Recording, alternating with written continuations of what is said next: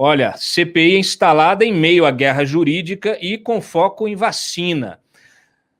Para vocês entenderem os próximos passos, o que aconteceu hoje, os próximos passos, rapidamente. O que é a guerra jurídica? A guerra jurídica começou ontem, uma liminar da Justiça Federal aqui em Brasília, que previa o impedimento do Renan Calheiros, né, de assumir a relatoria da CPI.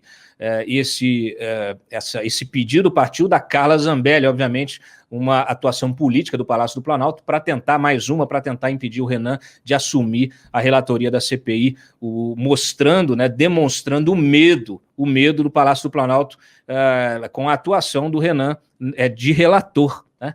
O programa, não por outro motivo, e a gente vai saber todos os detalhes hoje aqui, o nome do programa é A CPI Sou Eu, a CPI é do Renan. A CPI não é da Covid, a CPI é do Renan. E, obviamente, o TRF1, por recurso da Advocacia do Senado, derrubou a liminar e garantiu, então, que o Renan, a posse do Renan como relator. Então, hoje nós tivemos de manhã a eleição, como estava previsto, tudo dentro do script, a eleição do Omar Aziz como presidente, do Randolph Rodrigues como vice-presidente e do Renan Calheiros como relator. O que aconteceu, o que acontecerá depois disso? Nós tivemos hoje um debate longuíssimo, separamos aqui os trechos principais, teremos então a análise na quinta-feira do plano de trabalho, tá? Que é aquele plano que nós já antecipamos aqui, mas ele pode ser turbinado com a lista das 23 acusações feitas pelo próprio Palácio do Planalto, nós tratamos disso ontem, e então teremos a votação do plano de trabalho e aí segue com a convocação dos ministros, do atual ministro da Saúde, Marcelo Queiroga, dos ex-ministros Mandetta, Tais e também do presidente da Anvisa, o Barra Torres. Tá? Dito isso, colocada essa questão, nós podemos destacar aqui o discurso do Renan, discurso esse que trouxe, né, uma série de acusações, né, de observações bastante graves. Eu vou ler um trecho aqui, na sequência abro para o Diego para a gente comentar. Ele, como o próprio Diego aqui reproduziu no site trechos desse discurso, ele fez afagos ao STF, críticas à Lava Jato, citando Deltan Dallagnol e Sérgio Moro, chegou a afirmar que, abre aspas, nenhum expediente tenebroso das catacumbas do Santo Ofício será evocado, fecha aspas, na linha aí do Gilmar, né, sempre contra a Lava Jato, como se a Lava Jato fosse a Inquisição, e não o contrário, mas enfim, agradeceu aqui a participação do Ciro Nogueira, tá bom? Do PP, que até então, até hoje, era um cara, né, ali da cozinha do Bolsonaro, e disse o seguinte: nossa cruzada será contra a agenda da morte. E aí tem um destaque desse trecho muito importante, que é assim, olha, não foi por acaso o flagelo divino que nos trouxe a este quadro. Há responsáveis, evidentemente, há culpados por ação, omissão, desídia ou incompetência. E eles, em se comprovando, serão responsabilizados. Essa será a resposta para nos conectarmos com o planeta. Os crimes contra a humanidade não prescrevem jamais e são transnacionais. Milosevic, Augusto Pinochet são exemplos da história. Façamos a nossa parte, fecha aspas. Para mim, Diego, isso soou como a antessala, quer dizer, de um tribunal de Haia, né? Você pegar o que sair dessa CPI e mandar o Bolsonaro para ser julgado por crimes contra a humanidade em Haia. O que você acha? Cláudio, boa noite a todos mais uma vez. Olha, o discurso do Renan Calheiros foi um discurso preparado com antecedência, ele leu esse discurso, muito eloquente, cheio de frases de efeito, e fica claro que essa cruzada contra a morte, que ele diz, é uma cruzada que passa necessariamente contra o presidente da República, Jair Bolsonaro. O líder do governo no Senado, o senador Fernando Bezerra Coelho, que é do mesmo MDB de Renan Calheiros, chegou a pedir uma palavra ali no final do discurso do Renan e demonstrou o seu incômodo, mas com muito jeitinho, né? Aliás, eles são amigos de partido, são do mesmo MDB no Senado, mas disse que se incomodou com esses muito adjetivos que o Renan Calheiros usou no seu discurso. Renan Calheiros que, durante o discurso, prometeu mais uma vez isenção, imparcialidade, que agirá de maneira estritamente técnica, mas o próprio discurso dele desmente Renan Calheiros e a sua atitude também, logo depois que ele terminou de fazer o discurso, Cláudio, também confirma isso que é o título do programa de hoje, a CPI Sou Eu. Se dependesse do Renan Calheiros, hoje a primeira sessão da CPI da Covid terminaria já com a aprovação imediata das primeiras sugestões que ele trouxe, que são basicamente pedidos de informações ao governo federal sobre a aquisição de vacinas e insumos e também essas convocações de audiências com os ministros da saúde. Isso só não aconteceu porque outros senadores disseram, olha, não, a gente precisa primeiro aprovar o plano de trabalho, o que ficou para quinta-feira, mas está claro que o Renan, como ele é chamado nos bastidores do Senado, está de volta, Cláudio. Só lembrando que Renan Calheiros perdeu ali a eleição para Davi Alcolumbre no início dessa legislatura, submergiu, ficou um bom tempo caladinho nos bastidores, mas nunca deixou de trabalhar e agora ele volta aos holofotes. Ele que nunca deixou de ser chamado de meu presidente pelos pares que tem um respeito danado por ele nos bastidores, Cláudio. O Renan, ele foi o presidente, ele foi o senador que mais tempo presidiu o Senado. Curiosamente, ou até por causa disso, ele nunca integrou uma CPI, ele nunca relatou uma CPI. Essa é a estreia do Renan relatando uma CPI. E como o Diego frisou aqui, ele manobrou e vai continuar manobrando para que a sua vontade seja feita, para que os demais integrantes da CPI, presidente, vice-presidente e os outros integrantes estejam ali trabalhando para servi-lo, para seguir aquilo que ele vai impor, uma agenda que ele vai impor muitas vezes sem os seus colegas compreenderem que está sendo imposta uma agenda. Ele tem essa sutileza, o plano de trabalho, ele pediu até o auxílio do Alessandro Vieira, né, que é policial civil, né, pediu o auxílio dele, falou assim, não, você como policial, você vai colocar da melhor forma, né, vamos dizer assim, rascunhar da melhor forma o plano de trabalho. Na verdade, está ali usando o Alessandro para depois pegar esse plano de trabalho, fazer as modificações necessárias, que ele entenderá necessárias, e usar isso para impor a sua agenda, já colocando os seus requerimentos. Os seus requerimentos são os principais, são os primeiros, e ele já queria aprovar hoje, como acabou de dizer o Diego, e vai colocar para ser aprovado logo na quinta-feira.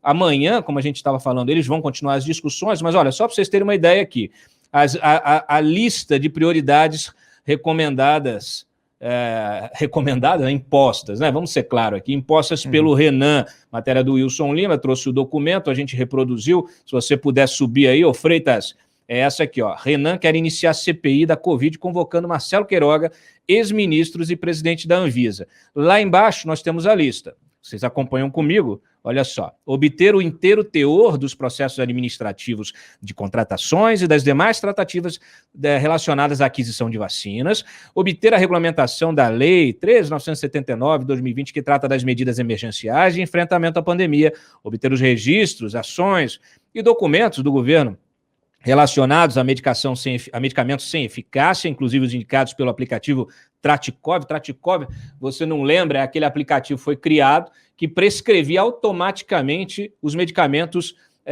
esses medicamentos do kit Covid, né, de tratamento precoce, só que recomendava automaticamente. Então, a gente noticiou na ocasião, nós tivemos aí até crianças, bebês, sendo prescrito, para bebês sendo prescrito esses medicamentos. Quer dizer, um absurdo, né? Mais um absurdo promovido pela gestão do Eduardo Pazuello com a anuência do Bolsonaro. Obter, então, esses registros, obter todos os atos normativos referentes às estratégias de enfrentamento à pandemia, obter informações sobre planejamento e critérios definidos para a distribuição de recursos para enfrentamento da pandemia. Lembrando que o Congresso aprovou um orçamento de guerra para isso, requisição de todos os contratos, convênios e ajustes feitos pela União que resultaram em transferência de recursos para estados e municípios, requisição dos pedidos de ajuda feitos pelo governo do Amazonas ao governo federal, convocação do atual ministro Marcelo Queiroga, como eu mencionei, e demais ex-ministros, que inclui Mandetta, convocação do presidente da Anvisa, Torres, requisitar o compartilhamento de provas da CPI das fake news e requisitar o material apurado pela CPI das fake news. Nós, inclusive, aqui antecipamos. Eu publiquei essa intenção de se usar o material das fake news, se investigar o gabinete de ódio na produção e disseminação de matérias fakes, matérias mentirosas contra a vacina, estimulando esse tratamento precoce, o que obviamente vai bater lá na porta do Carluxo. Na sequência, o Diego publicou o documento, o parecer que autoriza o compartilhamento dessas provas. Isso aqui vai dar o que falar, né, Diego? Vai sim, Cláudio. Na semana passada eu conversei com o presidente da CPMI das fake news, que é o senador Ângelo Coronel, do PSD da Bahia, ele que é suplente da CPI da Covid. Só lembrando também que a CPMI das fake news ela está ativa ainda, mas está com seus trabalhos suspensos desde o início da pandemia. E ele, então, me confirmou essa disponibilidade dele de colocar à disposição da CPI da Covid todo o material e tudo que já foi investigado até aqui na CPMI das fake news. Nós, então, consultamos, fizemos o nosso trabalho de apuração aqui no Antagonista e confirmamos que existe, sim, precedente já, a Advocacia do Senado já autorizou, já deu o aval, por exemplo, para o compartilhamento desses mesmos documentos da CPMI das fake news para a CPI das fake news que está em curso lá na Alesp, Assembleia Legislativa de São Paulo. O próprio Ângelo Coronel também me disse que mesmo antes da pandemia, a CPMI das fake news já tinha como alvo de investigação o grupo que usa as redes sociais como influenciadores, como influencers aí, para defender a não vacinação dos seus filhos. No caso, era sarampo, eram outras doenças, a Covid ainda não tinha chegado por aqui, então agora, com a CPI da Covid, isso vai se intensificar com certeza. Bom, e quando a gente analisa esse documento aqui, só comprova, né, que a CPI é do Renan, porque o plano de trabalho, os requerimentos do Renan, eles serão aprovados, do dia que serão aprovados, já tem maioria, vocês trouxeram essa notícia também, essa informação, e aí é isso, ele está replicando o plano de trabalho nos seus próprios requerimentos. E é isso também, tem uma questão interna ali dentro, né, do procedimento, dentro da discussão regimental, dos documentos que vão compor essa CPI, isso depois vai para a história, isso vai sendo colocado no site do Senado, abre-se lá um link específico para a CPI da Covid, e eles vão alimentando esse site com as informações, com toda essa documentação provocada pelos requerimentos, então, que vão obedecer, pelo visto aqui, essa lista de prioridades. Primeiro os requerimentos do Renan,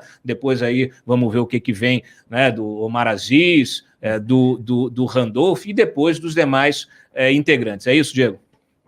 Cláudio, em tese, os senadores que integram a CPI, titulares e suplentes, terão até amanhã, no início da tarde, para apresentar propostas a esse plano de trabalho que será apresentado e votado oficialmente na quinta-feira, em sessão que está marcada para as 9 horas da manhã. Essa decisão foi anunciada no finalzinho da primeira sessão de hoje pelo presidente Omar Aziz, do PSD do Amazonas, que foi confirmado no cargo de presidente do colegiado. O Mandetta talvez já deponha na CPI na terça-feira, é isso, Diego? Exatamente. Desde antes do dia de hoje, né, que marcou a instalação da CPI da Covid, já se falava que o Mandetta seria, se não o primeiro, um dos primeiros a serem convocados ali, convidados a participar da CPI da Covid. Nós, inclusive, já antecipamos aqui também no Antagonista, para você que nos acompanha, um pouquinho do que o Mandetta poderá dizer. O que tudo indica, ele vai estar na CPI da Covid na próxima terça-feira. Um dos assuntos, por exemplo, é dizer que desde o início da pandemia, quando ele estava lá ainda no Ministério da Saúde, Jair Bolsonaro não queria uma campanha de conscientização. Segundo eu apurei, Mandetta ouvia os recados do Palácio do Planalto, primeiro, de que achavam que o novo coronavírus não iria se instalar no Brasil, porque achavam que era um vírus do hemisfério norte, que aqui no Brasil era muito quente, que o novo coronavírus não ia se propagar aqui com a mesma velocidade, aquela história toda. Depois, nessa mesma toada, defendeu-se a tal da tese de imunidade de rebanho nos termos em que é defendida pelo deputado Osmar Terra, que é aliado do Palácio do Planalto. Então, a ideia que se chegava para o Ministério da Saúde, quando o Mandetta estava lá ainda, Cláudio, era a seguinte: olha, deixa correr, deixa isso aí acontecer, faz o tal do isolamento vertical, vocês se lembram, né? Isolam-se somente os idosos, deixa o jovem aí na rua para todo mundo pegar esse vírus logo, quem tiver que morrer, morre e a gente chega logo à imunidade de rebanho. Obviamente isso não deu certo e a gente está aí com 400 mil mortes pela doença.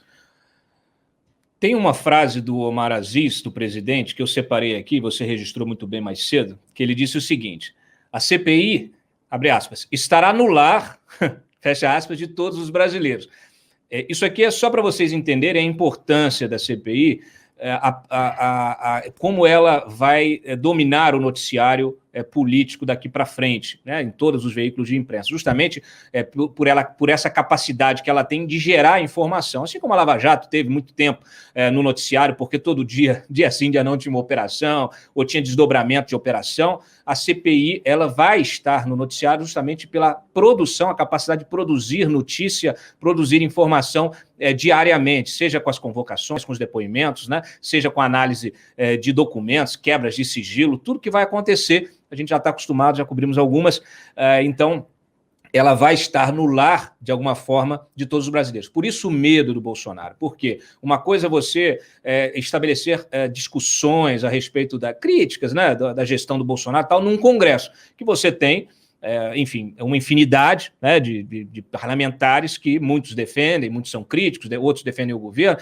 e aquilo fica mais ou menos, vamos dizer assim, naquela, quase uma substância etérea, fica no plano subjetivo, porque fica opinião de um, opinião de outro. Quando você concentra isso, né, num colegiado, onde tem 11 caras ali, o dia inteiro dedicados a essa investigação, aí a coisa muda de figura. Primeiro porque você já está vendo, né? Vocês já estão vendo. Eles estão todos os dias, né, no noticiário, já estão, antes mesmo da instalação. Então, a partir de agora, isso vai se acentuar. Então, estará no lar, sim, e essa é a preocupação.